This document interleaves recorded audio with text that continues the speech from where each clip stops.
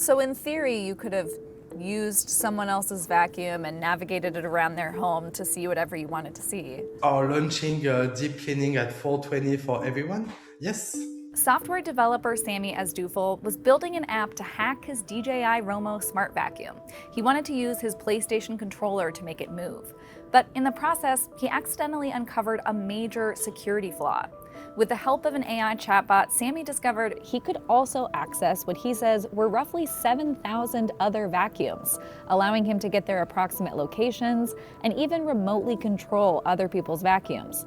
He could also see through other users' live camera feeds and hear through their vacuums' microphones, features typically in place to help the vacuums navigate around a home and respond to voice commands. When it happened, my wife started to hide the camera from the robot because she was scared.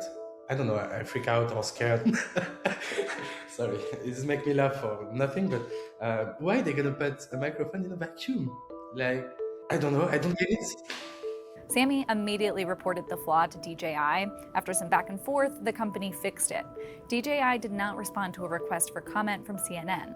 But Sammy says there's an important takeaway here for consumers thinking about buying any smart home device. Let other users being a beta testers before you. So the company will fix the issue before you buy it.